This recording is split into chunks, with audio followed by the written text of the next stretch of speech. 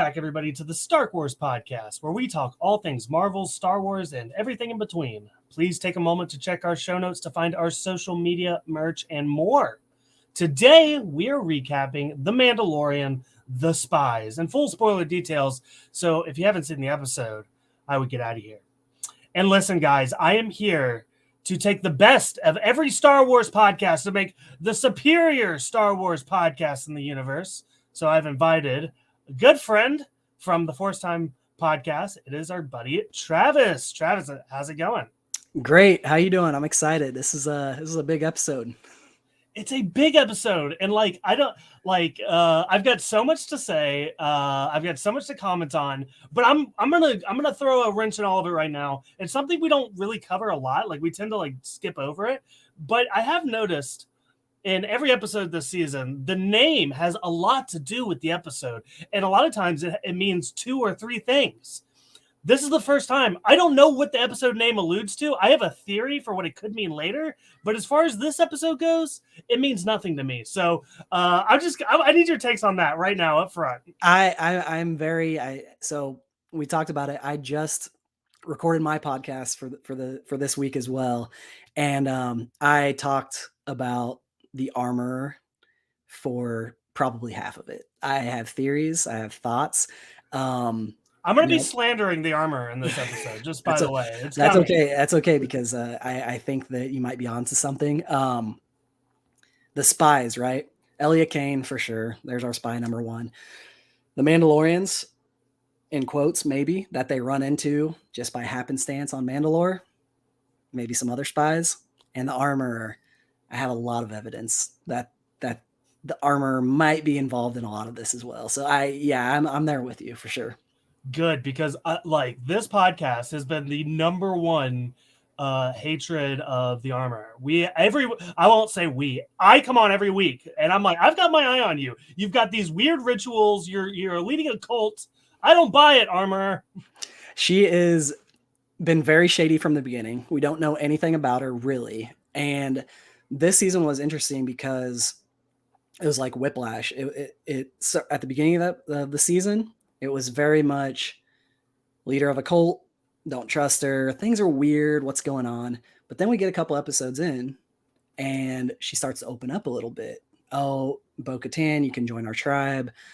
For me, it went from not as cultish to this is our culture, and this is how we do things in our culture, and I respect that, other people's cultures. But now we're at this episode, and I'm back on the I don't think I can trust the armor, and I think we'll find out for sure next week, but she's very shady for sure. For sure. And again, I threw us right into it. Travis, this is the first time we're having you on the podcast. Again, thank you so much for joining us. Do you want to tell some people about your podcast really quick and about you and what you're all about? Yeah, so my name's Travis. I started Forcetime, a Star Wars podcast, actually right after The Rise of Skywalker. So the sequel trilogy did a lot of good things for me. It really got me back into the fandom. The Last Jedi is it's my movie. Like, I love it. It got me reinvigorated. It had me started to listen to podcasts, get back into the fandom, get on Twitter, Instagram, all this stuff. And so leading up to The Rise of Skywalker, I was going to do the movie marathon of all 9 movies, which for a new Star Wars movie, I don't 100% recommend. It was it was a really cool experience. Got to see them all in theaters. I stayed up for all of it. A lot of people were sleeping. But I was, by the end of it, just worn out. But I decided, as a way to document it, me and my friend Nick at the time decided to document it as a podcast. And then it just kind of grew from there. I've had a lot of friends on the pod kind of at the beginning. We talked about the Clone Wars a lot. We covered each season each season of The Mandalorian. No, sorry, not season 1, season 2 and 3 of The Mandalorian. I've interviewed authors, done a lot of recaps, a lot of deep dives. We have a couple series, one called Chain Code, where we dive into a certain character. So we have an episode on Chewbacca that's 2.5 hours long, where we dive into every single little piece of his history. Same with Mace Windu. I have a series called Star Wars and Pop Culture, where we talk about Star Wars influence on different shows. So my last one was with Rachel Leishman of the Mary Sue. We talked about Star Wars influence on Parks and Rec. And so spent a lot of time on Ben Wyatt and on Patton Oswalt's character and just how it wraps into that. But we've done SNL, Weird Al, a lot of really fun episodes like that. So we kind of do a little bit of everything. We like to get very analytical. Kara, DJ, who is a zine maker, very talented friend of mine. I've been friends for almost 4 years. She is my co-host for our Mandalorian episodes, a lot of our recap episodes. So yeah, we kind of do just a little bit of everything on the pod. That's awesome. I love the variety of content that you're bringing. I love the deep dives because we actually did a 2.5 hour deep dive on Jar Jar Binks, which if you had told me like 4 years ago that I would be hosting a Star Wars podcast where like our mascot is Jar Jar Binks, like I would have slapped you in the face, but here we are. So I'm a big Jar Jar fan. So as you can see, he sticks his tongue out on this one. So yeah, big Jar Jar fan over here. So you got me. Okay, so let me ask you this. This has nothing to do with the episode. Because the conceit of our Jar Jar podcast was like, how is Jar Jar going to return to the Star Wars universe? So I'm going to throw that question at you. How would you like to see Jar Jar come back? I'd love to see him in anything. I think it would be really cool if he showed up in Andor, because Andor is so serious and so not funny or lighthearted. Like it's really heavy. So I think it would be cool to see him somehow sneak into that, because I think what's really fun about Star Wars is that we can have a universe where Andor exists, and we can have a universe where Lizzo and Jack Black show up in The Mandalorian as a duchess and a like royalty with this party with all these different frog people and all sorts of stuff. I think that's why Star Wars is so great, because both of those can exist. That'd be really cool. I'm not predicting that, but that would be a good way. But anytime we can get Jar Jar, I'd take it. Seeing Ahmed Best as Keller and Beck, I mean, obviously there's some ties there where Jar Jar could have helped out. So happy for Ahmed Best. So I would love to see him.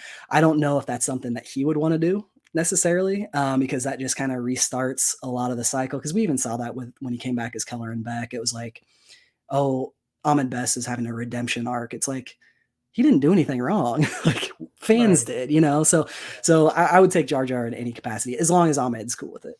Yeah, I think that's the big question. I think that getting him on board is the biggest hurdle here. But I like that you said Andor, because here's the thing: at this point for Jar Jar, he would be in a more serious mode, right? Like he's been through a lot. He's made mistakes. Like he's lost people. And like, honestly, that's probably the vibe that might fit him now more than ever. So, just throwing it out there. I would be happy to see him in Andor. When he comes up in Andor, definitely have me back on so we can talk about it. Okay, well, let's dive into this episode more scene by scene here. And really excited to do it with you. So actually, to preface this first, because I had messaged you, we had both heard, because this episode played Star Wars Celebration, the buzz was unreal, like more so than probably any other Mando episode ever. But people were just super hyped about this. So I told you, I was like, okay, listen, I'm gonna stay up. Typically, I'll wake up early, watch it before work. But this time I stayed awake till 2 a.m. And boy, was that a mistake. I'll tell you right now. I was nodding off, like no testament to the show by any means. I was nodding off about halfway through. I finished it like barely. And then like the next day, everyone was talking about it. I was like, I don't remember that. I don't remember that. I don't even remember it being that interesting. So the rewatch was much better for me. For sure. Yeah. So much happened in that first episode. And that's actually happened a couple times in this season where I've just had to pause the episode the first time and be like, what is happening right now? Is this real? Like what's going on? And this episode, it was on that second watch, I caught a lot more, and a lot of it was very dialogue heavy, which is kind of different from most of our Mandalorian episodes. Are very action, fun adventure, but this one was very like they threw us a lot of information in this one, and it was so much to digest. But yeah, I had heard from my co-host Kara. She was at Celebration, got to see it early. She messaged me right after and was like, don't have this spoiled. Whatever you can do to stay like away from spoilers, do it. So I muted everything on Twitter.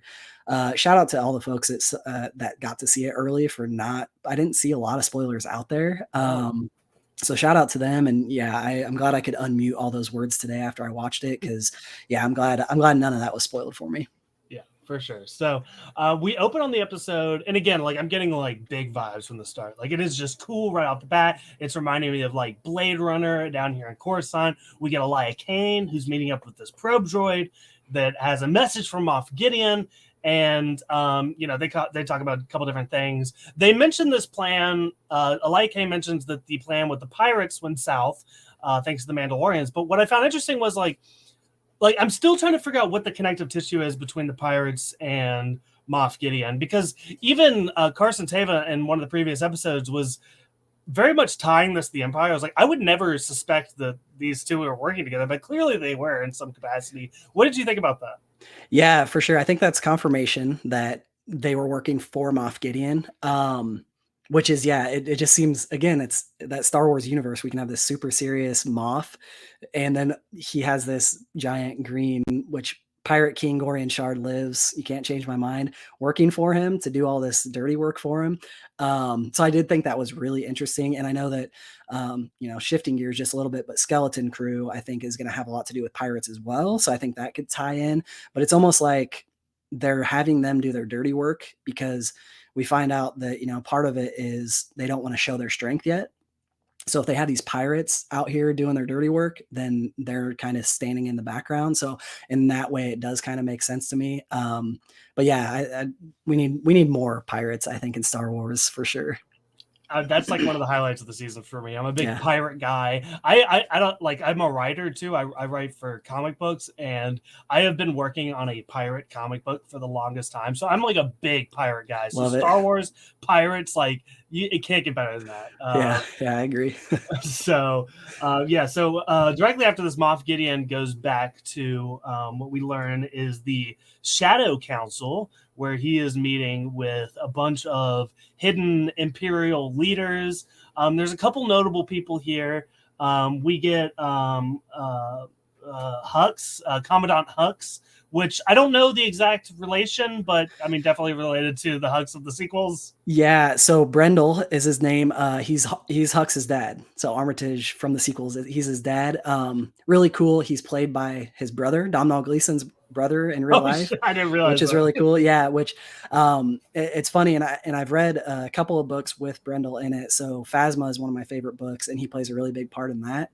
And it's funny, I always imagine him to look like Brendan Gleeson, Domhnall's dad, and so I had that image in my head. And so when I saw this guy, I was like, oh, that's cool. And then you find out later that it's his brother.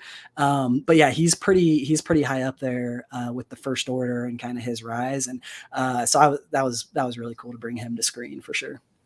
So just sticking on Hux here, one of the big things, topics of conversations, a lot of stuff comes up here in the Shadow Council, but the big thing that, well, again, I can't pick one, but talking about Project Necromancer, which, there's a lot of conversation about it. They talk about how this is kind of Hux's obsession. They mention that, like, well, if Thrawn doesn't throw up, we do have leadership in place with Project Necromancer. We even see the tanks where Moff Gideon is walking in, which I am like, this ties into all of the cloning Snoke Sidious stuff, right? Yeah, for sure. I got really excited about that because it's clearly like Necromancer, like communicating with the dead to predict the future. Like that's exactly what we see with Palpatine. One of the issues I had with the Rise of Skywalker was, one of the things I speculated on so much going into that movie was, how did Palpatine return? And then we get in the movie, it's like, he returned, dark magic cloning as like somehow. I thought, yeah, exactly. Like somehow. So that was one of my biggest things. And one of the things I love with Star Wars is when you get an episode or you get a new piece of media that enhances how you view another piece of Star Wars media. And like right away, I was all in on Project Necromancer because I was like, I feel like that is a big thing that I would love to see explored. I don't need everything explained and laid out for me in Star Wars, but that was a big one where I'm like, I think that'll help me with Tross and with how Palpatine returned and all that stuff. It just, I don't know.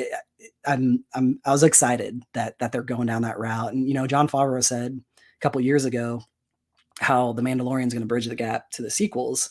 And at that time, you're like, okay, well, this is The Mandalorian. This is way different than the sequels. This is about this one Mandalorian, this culture has nothing to do with the Skywalkers, with the Jedi at that time, or anything like that. But it's like we're at season 3 now. It's like, oh no, it's going there. Like we're seeing the First Order being built, and I think that's really cool. Yeah. Well said. Also, another topic of conversation here is Thrawn.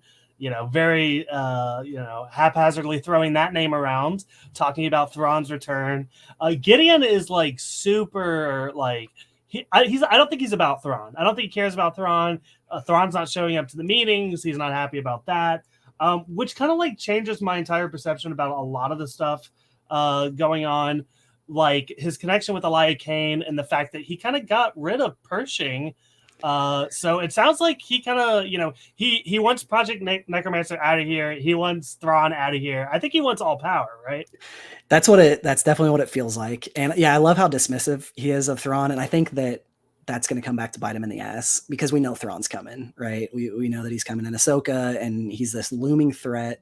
And, the way that Captain Palayan says, oh, once Thrawn returns, like we can show our strength. And Gideon's just like, he's not even at these meet. Like, what are you talking about? Like, we need new leadership. And I love Gideon for that. And I think that it makes Gideon such an interesting villain. But yeah, it's interesting that he got rid of Pershing, because they bring up the cloning aspect, and he's like, cloning's your thing. You're interested in cloning. I don't care about that. But he still got whatever he wanted from Pershing. And I'm guessing that still means Grogu's blood, DNA, whatever he took from Grogu.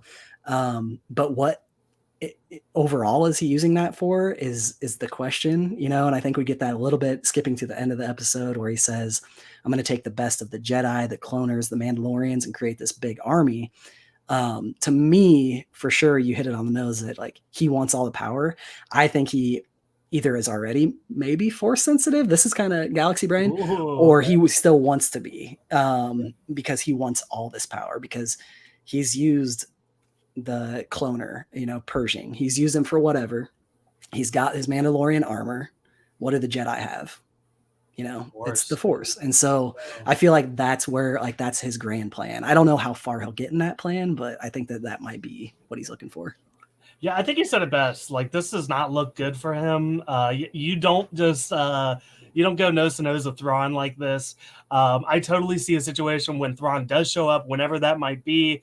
Thrawn just tosses this guy aside immediately, like maybe in his first scene, like we have no need for you. So right. Yeah.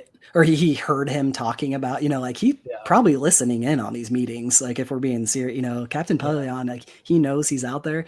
He might have directly heard that and see how he's acting, and known that he's been doing his own cloning experiments and all this stuff on Navarro. So yeah, I don't think it's gonna go well. I do hope we get more Gideon in the future, because I think Giancarlo Esposito is so good. Like, I just want him in everything. But yeah, I don't think that's the route that he should necessarily be taking. For sure. So let's go to this next scene here, where the Mandalorian fleet is arriving on Navarro. Very cool fleet here. They have like the symbol on the ship, which like super cool visual coming in here. But they land, and they're all coming together. And the other Mandalorians, they meet with the convert, and they like immediately take their helmets off, which like to me, I'm like, that's an act of war, like y'all are just rubbing it in now. That was bold, I think. It was. And Din, the way that Din like moves his helmet, it's like he's embarrassed. He's like already, like, couldn't wait 10 minutes to take your damn helmets off. Like, I thought that was so funny too. That's a good call. Yeah. But Grief Karga is there as well, and he gives him what looks to be like a bottle of liquor, which is interesting. I don't know if that's going to come back. I don't know. Like, if they wanted, like, I feel like the big plot device was the next gift he gives, but like the fact that he gave him, whatever, spirits or some drink, beverage. I don't know. It was weird. Like, you didn't have to do both of those. So I think we're gonna get him popping the bottle at the end. I totally agree. They don't do anything just like for no reason. It was kind of pointed, and yeah, no, that's a good call. I don't know why else he would have, like, we've never seen that in Star Wars. Like, Grogu's getting drunk, baby. Yeah, exactly. Yeah. No, but the next gift we get here, I was super excited about. This is somebody that like we had teased could possibly return, and like I was sad that it wasn't a possibility. But we get this character that walks out. It is IG-11, and IG-11 is being controlled like a mech with the Anzelin inside, whether it's Babu Frick or not. And we find out this is now IG-12. He has been refurbished into some sort of vessel for small creatures to control. This is awesome. I loved this. It was so good. It another one of those, like, would have never expected that's how they were gonna do it. It makes so much sense now that looking back, it's like we had the Anzelans that are exactly Grogu's size, and it all comes back around. But yeah, this whole scene was hilarious. And we needed that. We needed this scene for this heavy episode, because from that point, it's like it gets really heavy. So I'm glad that we got a little bit of comic relief to kind of break up some of the seriousness of everything. And yeah, just seeing Grogu tell Din no was worth it. Yeah. So next time Tommy annoys me, I can play this sound clip. Baby. No, it's crazy. Yeah. I got a lot of good sound clips out of this episode, I love it. Actually. Yeah, that's great. I also got this one. Yes. Which I'll just play when I agree. So next time you go on a rant that I'm with you on. Perfect. Yes. Yep. So that, again, very fun scene here. I feel like we didn't get enough action out of him. Like IG-11 was a badass, and is there weapon functionality in this thing at all that Grogu can use? I don't know. That's the question for sure. Like, is he gonna be able to pick up blasters and turn the head around and do all this stuff? Because yeah, we saw him progressively as the episode went along get a little bit better at it, right? That first scene, he's stumbling around, and then when they're walking the street, he's walking pretty good, and he grabs the thing. And then when they're at the end, when they're going towards the Great Forge, Din is like, you have to keep up with us, and they're like sprinting, and like he's keeping up. So he's getting it pretty quick. So I think that maybe next episode we really see some weaponry come out for Grogu. Yeah, we'll give him some time to warm up. This is his practice episode. For sure. A lot of fun stuff in the streets here, where Grogu. I feel like at least 3 times a season we get a scene where he's stealing food or eating something he's not supposed to. We get another good one here. So yeah, that's always fun. Yeah, I like that they bring them Mailaroon back from Rebels and everything that we've seen there. But yeah, he's just always hungry, and I'm like, are you feeding him at his normal times? Like, are you paying attention, Dad? You know, it's funny. Yeah, you don't ever see, like, I guess a couple times, but very rarely is Din providing dinner. So yeah, with that being, we're actually about to go to a feast. So maybe. Yeah, I was gonna say, yeah. Speaking of a feast, that next scene where the night owls are all eating out in front of everybody, and the children of the watch are just watching them in disgust. They're like, what are you doing? Like, oh, this is gross. Why do I have to watch you eat? Because they don't do that. I thought that contrast was really funny. Yeah. So yeah, it kind of divulges into their plan here. They're going to retake their home world. Bo-Katan kind of sets up, and Bo-Katan also wants like a small team to do it. And this is where, like, when she's asking for volunteers, basically, I was like, okay, so all like the main characters are, you get Costa Reeves, Axe Woves, Paz, all the important people step up. So yeah, important to bring them. And then the armor is the last one, and which I'll wait for my armor theory just a little bit longer.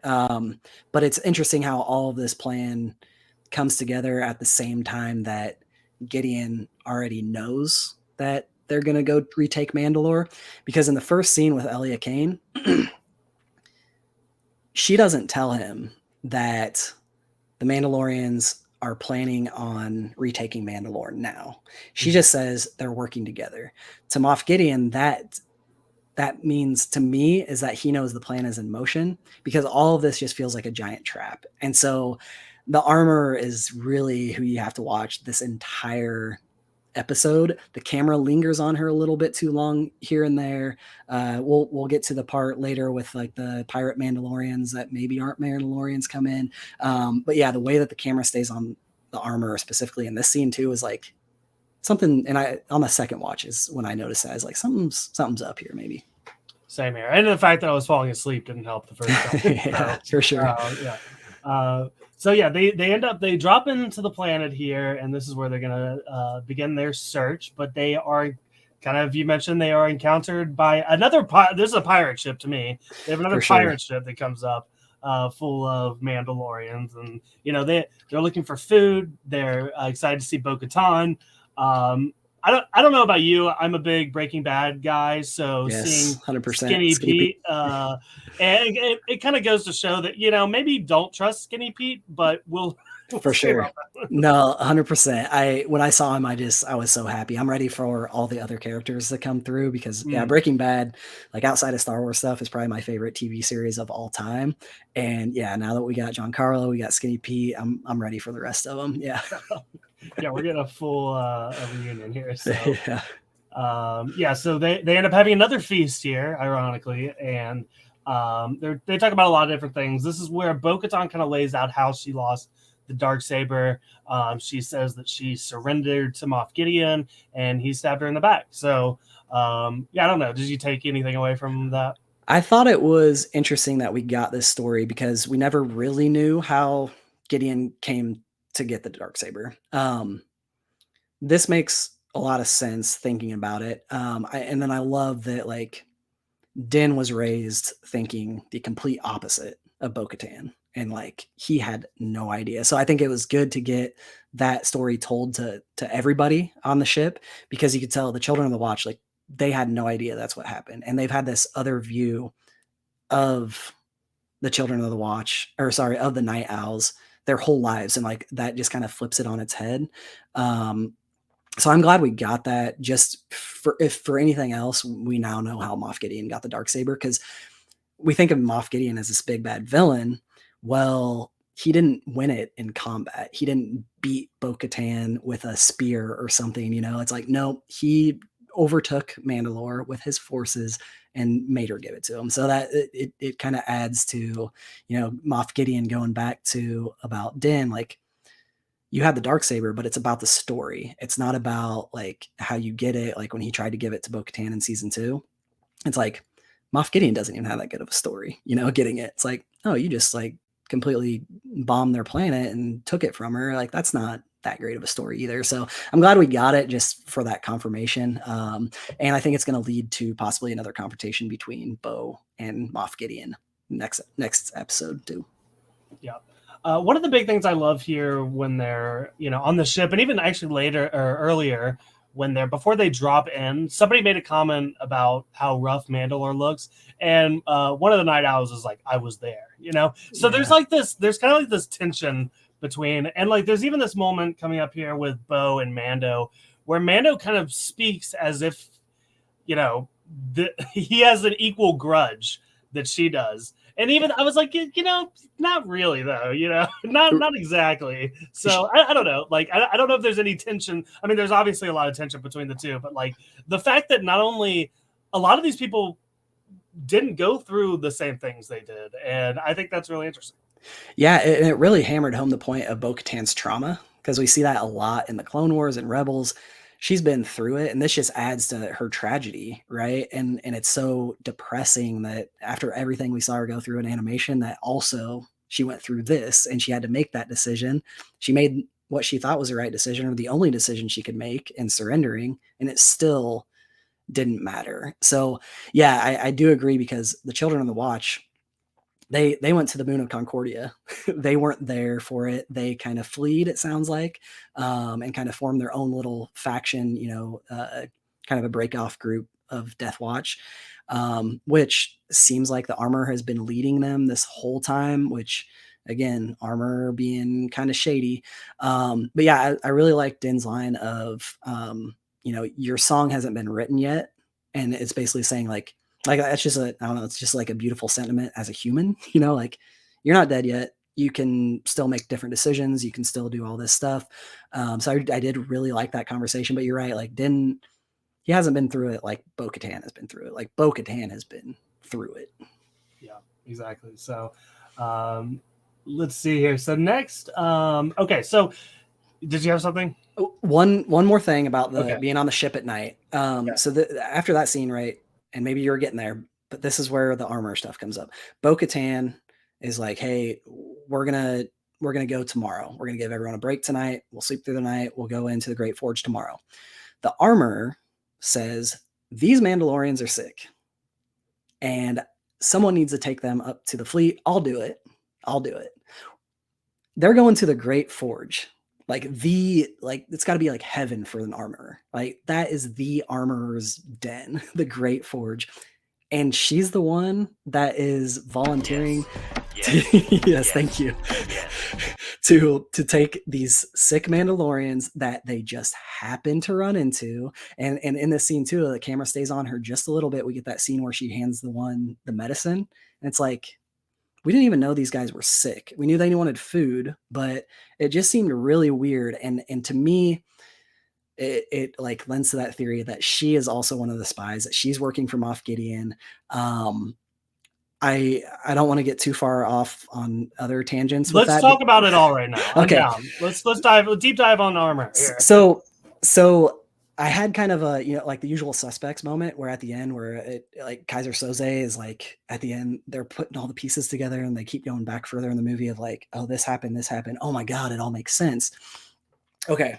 So Mandalore, the armor has told us that Mandalore is poisoned.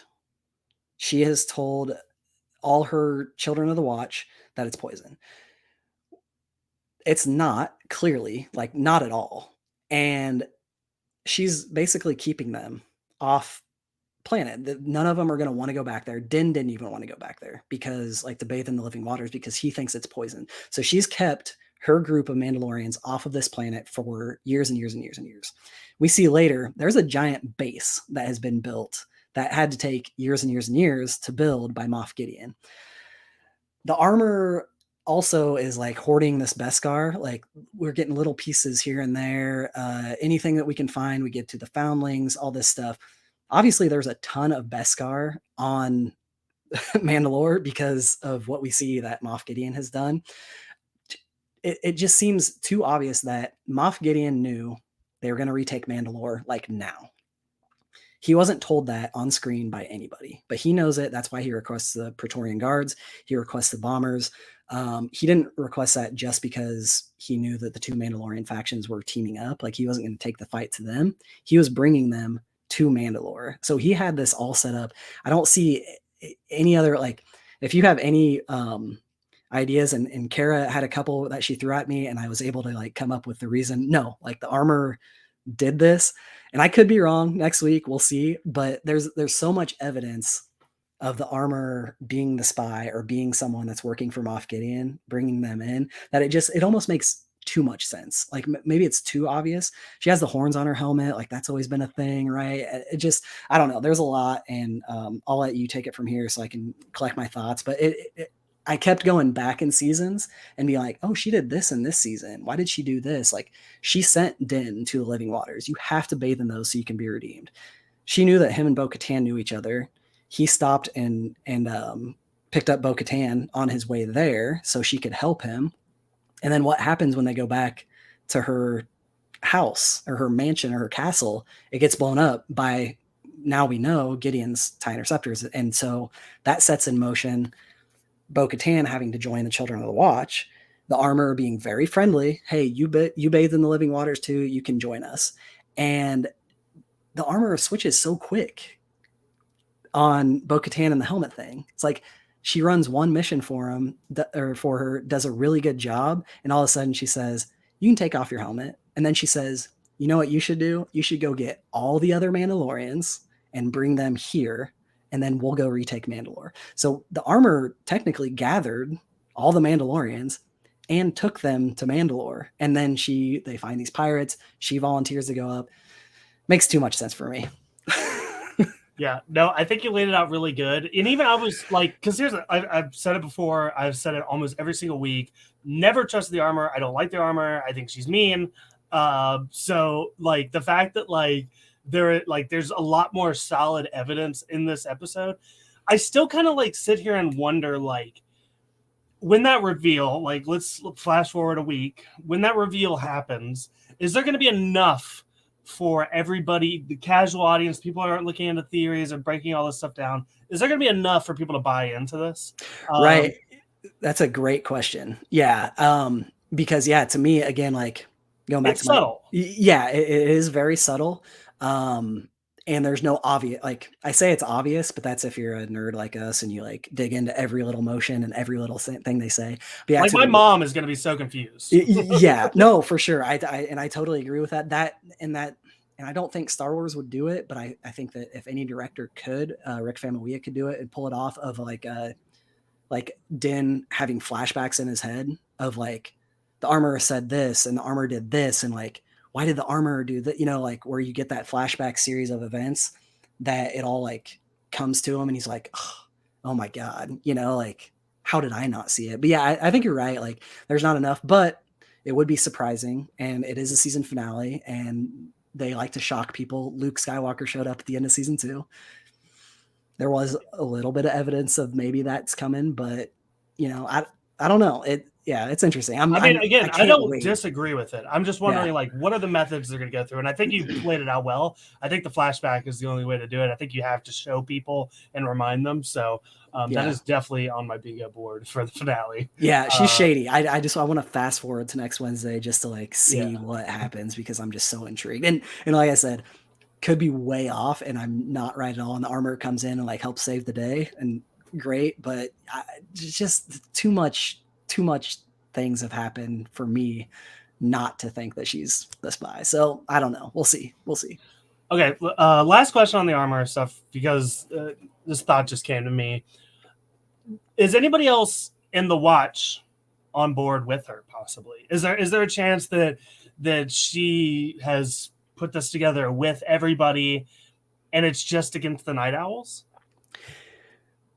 There's a possibility. The only reason I would say that she's kind of working alone is that it's kind of goes back to Gideon. So at the beginning of the episode, Gideon, he acts really surprised that the Mandalorians are working together. Almost too surprising. He's almost too specific of like, how could that be? Like those two factions hate each other. Like, how is that a thing? And Kara brought that up. Like, no, he seemed surprised. Like, I don't think this is part of his plan.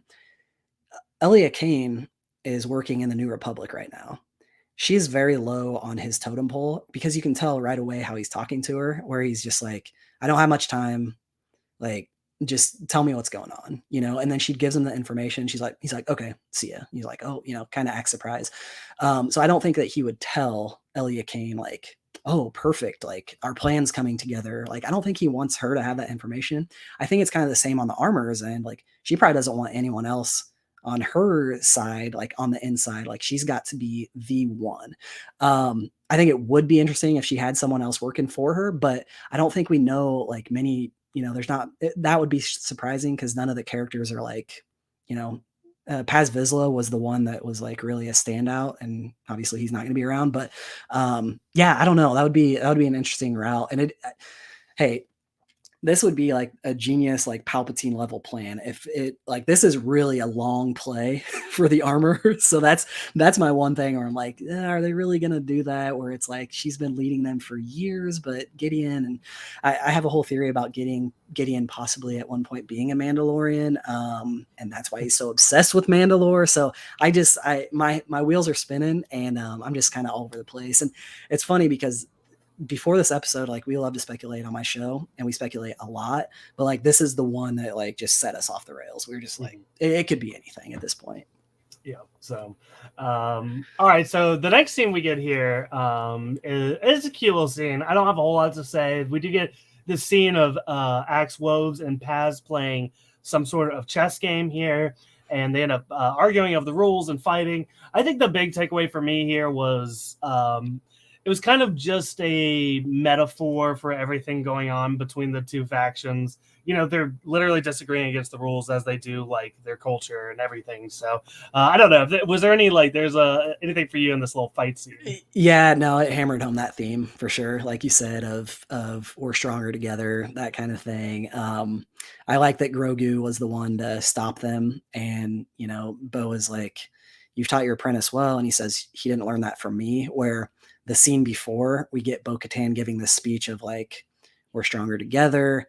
You you know, we can't be defeated if we work together. And like Grogu's watching all that. So like Grogu, you know, could be getting that from Bo-Katan, which is really cool.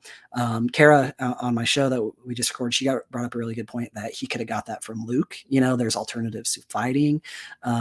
There's, you know, like we shouldn't be having this infighting. It could be like a Jedi thing too. So yeah, it was definitely like, it was very on the nose of like, yeah, we get it. Like these factions don't like each other. It's cool that Grogu's like that balance, but yeah, no, I was kind of the same way. Yeah. So I think next year is where things really start heating up, and they are flying towards the Great Forge. And this is where this giant kaiju type monster comes up and kind of wrecks their stuff.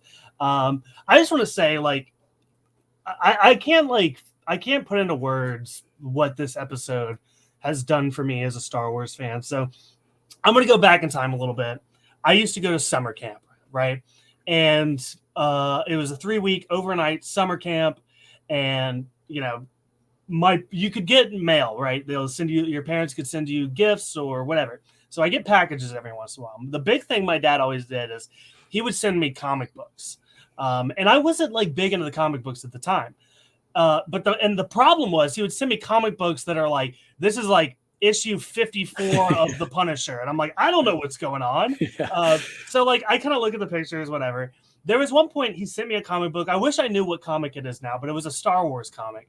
And I was flipping through it, and what I saw was Mandalorians, a group of Mandalorians in a battle.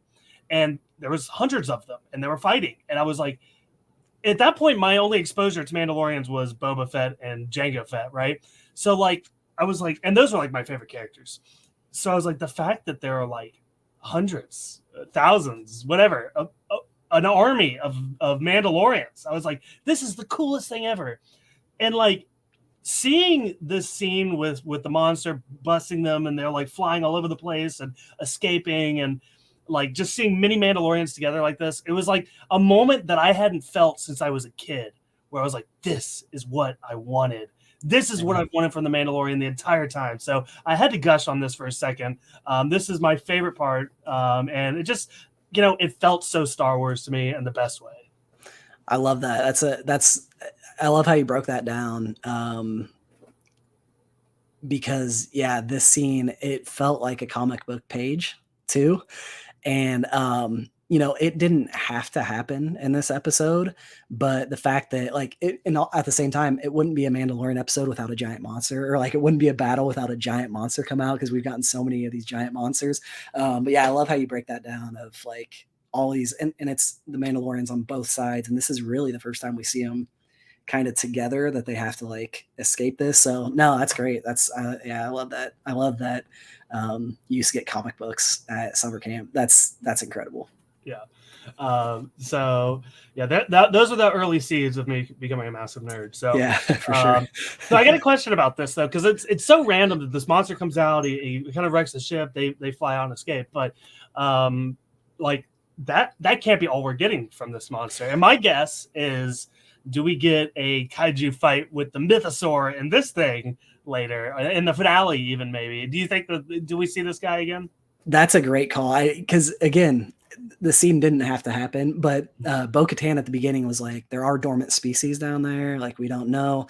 But yeah, that's something we really didn't get into too much, was the mythosaur of it all, because that was like a huge thing early in the season. And then we haven't heard too much lately. Obviously we haven't been back on Mandalore till now, but the mythosaur, like, right, 100% has come in play. And definitely seeing this monster, it's like that they didn't just throw that in for no reason. I agree that's got to come back up again, I think. Yeah, we'll put a pin on that one for sure. Yeah, for sure.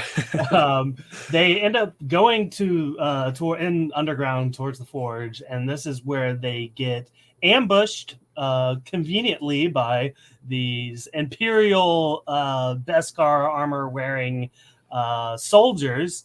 Again, another really awesome fight scene here. What do you think of these guys? These stormtroopers with Beskar, basically. They, again, like straight out of a comic book page, right? I mean, they were terrifying, because the way that it was shot is very specific. Like the blaster bolts weren't doing anything to them. So it was really cool to see them in action, because it was that mix of like, you know, these things weren't cloned that we know of. You know, they were either dark troopers or people, whatever it is.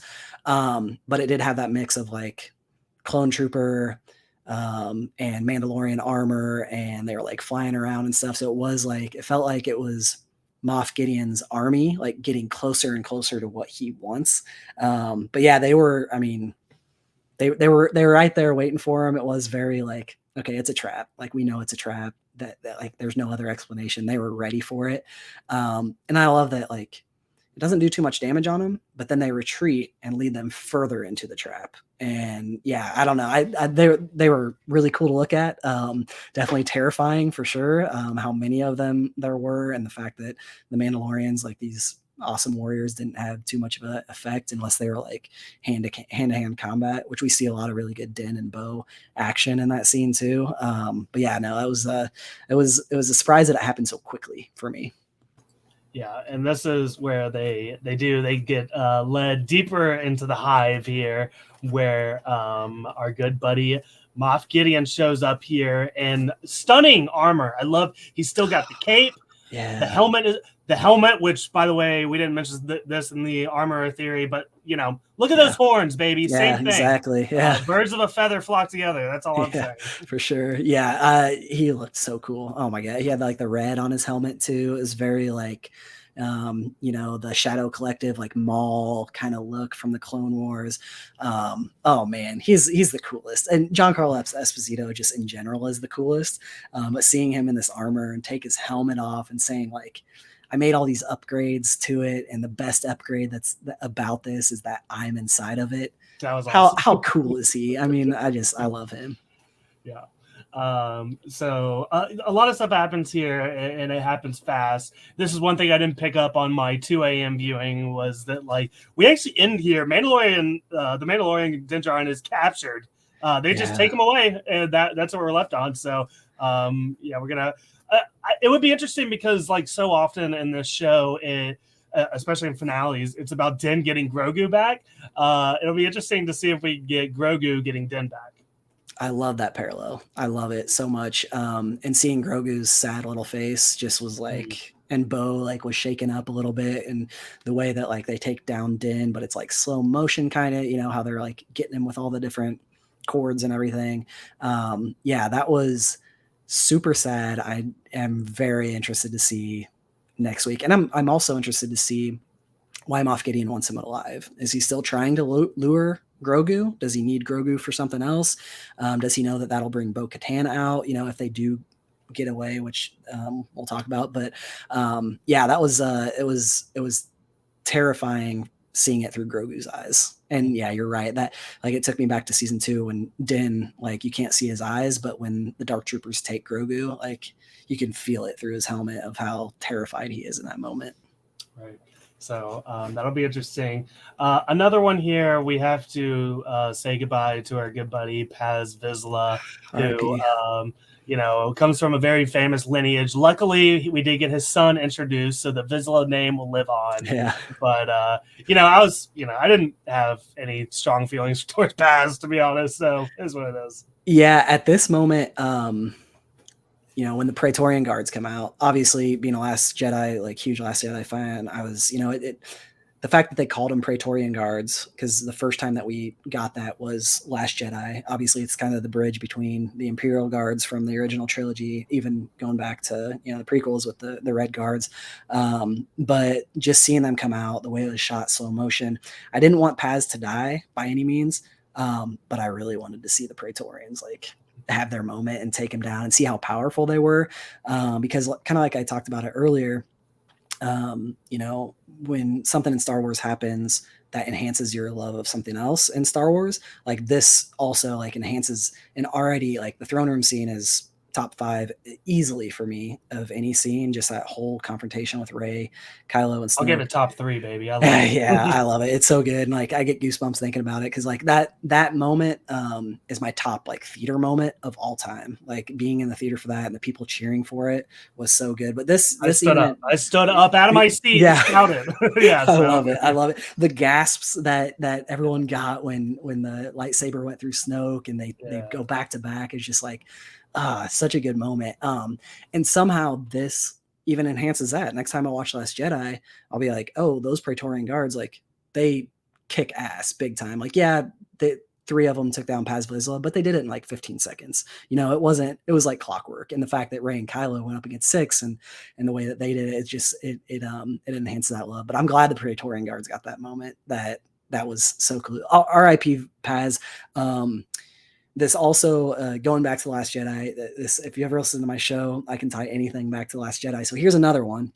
Paz Vizsla sacrifices himself, and he's basically, hey, you guys go out the back, like you go this way. I'll take care of this. I'll cover you. I mean, it's that parallel on a smaller scale of Luke in The Last Jedi. I'm gonna go out here. I'll face them down. You go escape out the back. And I'm glad that Paz got that moment too. Like it was a really cool way to go out. Is that after all is said and done, that could have been the one thing that saved Mandalore in the end. You know, we'll see how Mandalore, if it, you know, eventually gets rebuilt, which I'm guessing that's where they're going with all this stuff. But you know, what a great moment to go out on. Yeah, he needs a statue like IG-11. Yeah, so, for sure. You know, and that is you know, the Praetorian Guards again. Big fan of Last Jedi as well. Awesome to see them. And you know, what else? I'm trying to see. I feel like I had something else. Yeah, I do have one other thing. So we also get that great parallel with Moff Gideon and Bo-Katan. So we have that. They have that conversation where she's like, "I should have killed you," and he's like, "You know, you should give me back the Darksaber, like what's rightfully mine." Which again kind of leans back into my, why is that rightfully yours? Why are you so obsessed with the Darksaber? Like, why do you want to overtake Mandalore so bad? Unless there's some ties there in his past. But also I really loved how he says, we'll send out the silencers and the bombers so we can catch their fleet off guard. And and Bo is stuck behind this blast door, helpless. She can't do anything about it. And she screams no. It's very reminiscent of Return of the Jedi, with the Emperor showing Luke like, oh, we lured your fleet into a trap. We're going to, you know, blow up all these ships. And very reminiscent of The Last Jedi with Snoke and Rey, where, oh, we lured these ships, right? You know, we're going to destroy the last of these ships. So it had that feel to it. And just like, you could feel that pain in Bo's voice. That was like so intense. And it just adds to her tragedy, because when they got to the planet and they first get off that ship, Bo-Katan has a smile on her face. We never see that. She's excited. She thinks, we're here. We're going to retake Mandalore. Like, wow, what a great day. I've united them. It's time again. And then like 2 minutes later, she's screaming no. And she knows that the fleet is basically set up in a trap too. So that was another really good part of that last scene. So, okay. You know, we've talked about the armor a lot, but there's something I didn't really think about. If she knew of this plan in some respect, wouldn't she realize that the fleet is probably as much danger as going into the Forge? Yeah, for sure. I think the way that she says it with so when she goes back up to the planets, or sorry, when she goes back up to space and she gets in communication with the Mandalore ship, and she's like, hey, I have these Mandalorians, or, you know, they're sick or whatever, they need medics, I'm going to come bring them in. I think that could mean I'm going to drop them off and then I'm going to go do my own thing. Okay. I don't see her fleeing, but does she go meet up with Moff Gideon somewhere? I don't know. That's a good call. That's my explanation for it. Like I said, I'll come again. I don't want to poke holes in it. Yeah, I'm glad you are, because we need to poke holes, because I need someone to tell me I'm crazy and like talk me off the ledge. But yeah, no, that's a good call. Yep. Well, all right, Travis, what did I skip over? Anything else you want to touch on? Axe Woves. Yeah. What's he gonna do? He escaped through the hole in the wall. That's right. And you know, he tells Bo, like, I need to go alert the fleet. The only thing is that is he going to go through all that electrical interference just with his jetpack? Is that possible? Maybe it is. Maybe it's just like flying through a thunderstorm for a Mandalorian. But we don't know where he ended up either. So that'll be interesting next week to see if like he made it to the fleet and was able to like alert them a little bit ahead of time so they know maybe they can get the foundlings out or, something like that. But yeah, that Axe Wove's like that little moment where Paz Vizsla covers him so he can escape. We don't know where Axe Woves is either. So that'll be an interesting thread to tie up next week.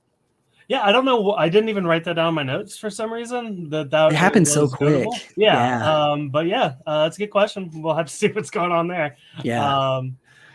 Well, Travis, this was such a blast talking to you, theorizing, nerding out. We do something to close our show here, and I didn't prepare you, so I apologize. It's all good.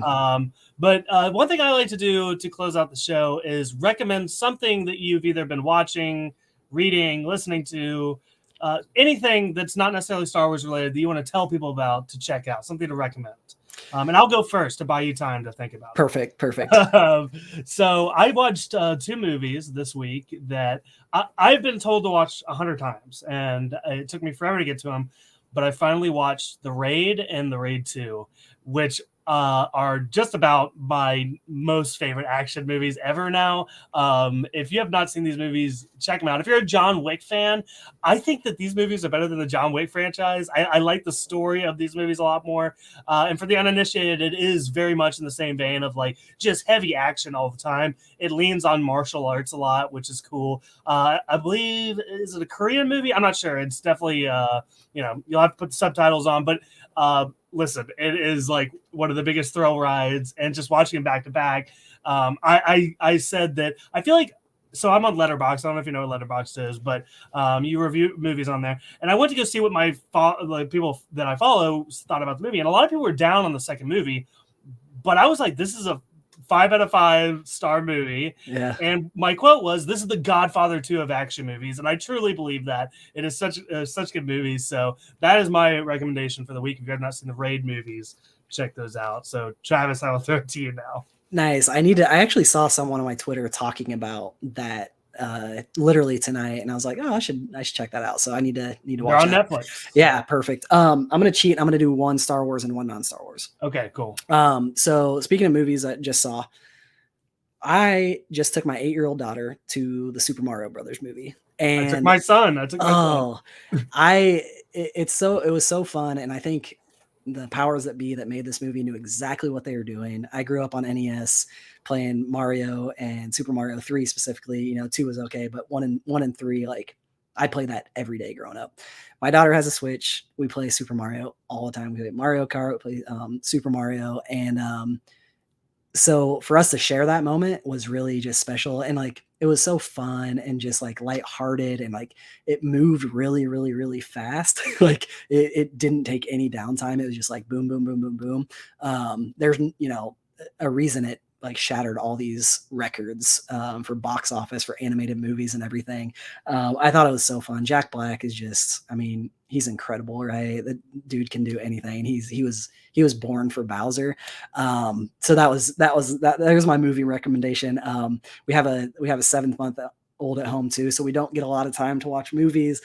We actually just started, there's a show on Netflix. I'm gonna have to just quickly look it up. With Rob Lowe. It's called Unstable, and we're a couple episodes in, and it's pretty funny. We're gonna try to give it a shot, get through the whole episode. So there's 2 non-Star Wars. I gotta talk on the Mario thing real quick. Yeah, this is a weird experience for me. So I took my son, and the weird thing is he's 3. He doesn't know what Mario is. Yeah. So, but like a couple days before the movie, right before we went to go see it, he goes, "I want to watch Mario." I'm like, "How do you know what Mario is? You don't even." Yeah. And I was like, he was mad. He really wanted to watch Mario. I was like, I didn't even like you. Where'd you learn about Mario? Anyways, I pull up YouTube videos, and he's watching like Mario Party. People play Mario Party. He's like, oh yeah. So like his love of Mario started like less than a week before we saw the movie, and then and then we ended up buying. I don't even know what game we bought on the Switch, but we bought him a game too. So that's his first video game now. He's been playing Mario, and like within a week, he's been watching the YouTube videos. He's been playing the game, and he saw the movie. So brand new Mario fan here. I second the recommendation, especially if you have a kid. It's it's fun. It was so fun, and it was fun. Like during the movie, my daughter would lean over and she'd be like, "Oh, like there's Donkey Kong. Like I know him from Mario Kart," or like there's a Mario Kart scene. Basically, I'm not going to get too spoilery if you haven't seen it, but it's very similar to the game. And she was like nudging me on the elbow, and it was fun for both of us. And she had been looking forward to it for so long, and it was such a cool experience. It was very nostalgic for me.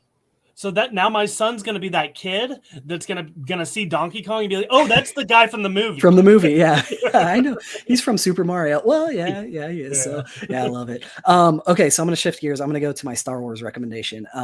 You talked about comic books earlier. Okay, I had to take. So I'm gonna take that. Dr. Aphra.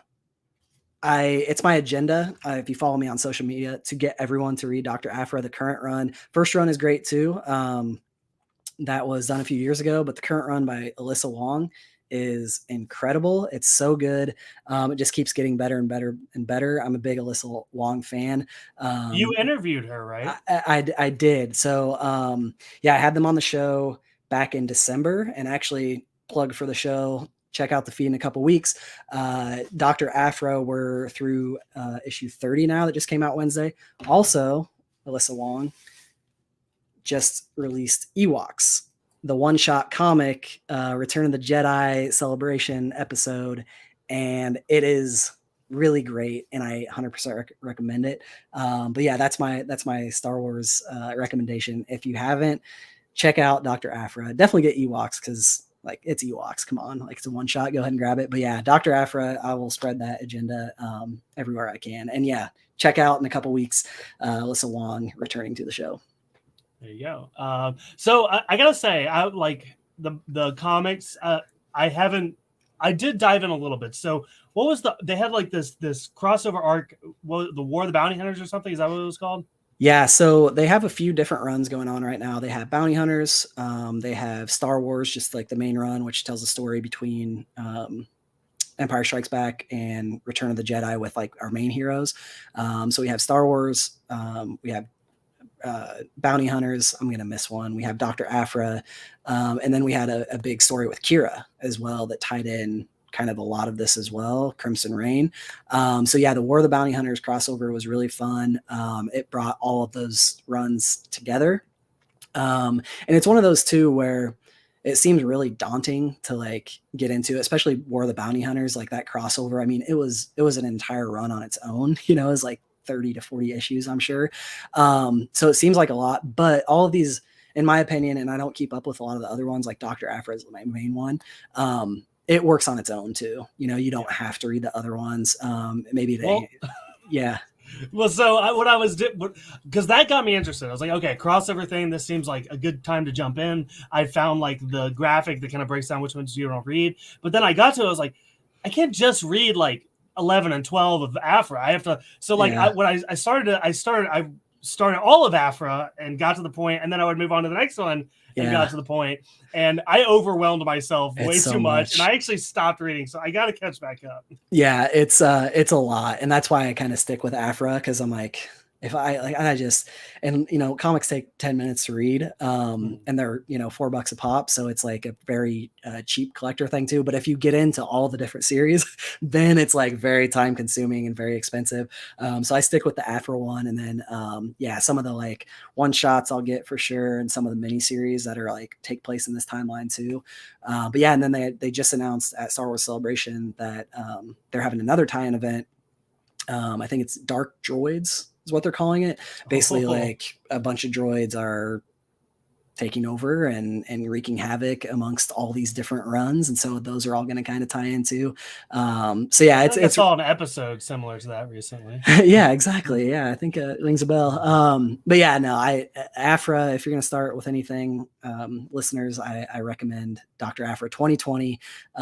You can really start with any arc. I do really love the first arc. It introduces you to new characters that are in this run. It kind of reintroduces you to Afra. But the way that Alyssa Long writes it, you'll understand the characters right away. I mean, she nails Dr. Afra from the previous run so good. So yeah, there's my Dr. Afra spiel. Yeah.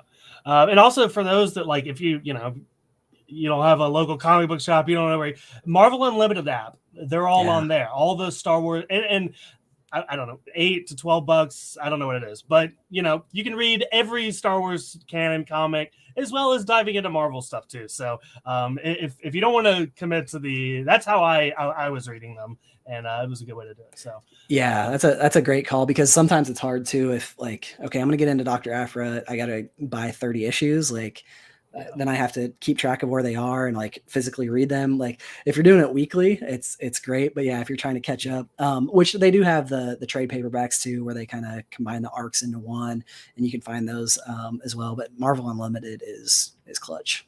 Yes. All right, Travis, this was such a blast. I want to give you the chance to tell people about your podcast, where they can find it and find you online, and anything else you're up to. Yeah, for sure. I'm on Instagram at Forcetime Pod. I'm probably most active on Instagram. Also have Twitter at Forcetime Pod. Same handle on both. Have a couple fun episodes coming up. Obviously, the Mandalorian one that we just talked about, we're going to have that releasing. And then next week's Mandalorian, we'll cover that. Like I said, Alyssa Long returning to the show. Cannot wait for that. Probably going to take a little bit of a breather, because man, keeping up with these weekly, doing podcasts weekly with 3 kids and everything, it's a lot. So going to take probably a little bit of a break, but have some really fun stuff planned here in the next month or two as well. Have another episode of Star Wars and Pop Culture coming with one of my good friends. And yeah, just a lot of other fun stuff. So yeah, you can find me on Instagram or Twitter at Forcetime Pod. Cool. Again, thank you for doing this. I will close this out here. I like to rate and review. I like to remind you guys to rate and review us on iTunes and Spotify, preferably 5 stars. Also, please subscribe, because we're going to be here every single week with some sort of coverage. And we're gonna have our off season here pretty soon. No Marvel shows or Star Wars shows, so we have some fun stuff planned too. So if you subscribe, that stuff will come straight to your phone. It's super convenient. Follow us on Instagram and Twitter at Star Wars Pod. Also, we have a little Discord community going on, so if that's something you're interested in, you can hit us up and we will get you a link. But that is all we got for you guys. Thank you so much for listening, and we will see you next time. Bye. Bad baby. Oh, it's crazy.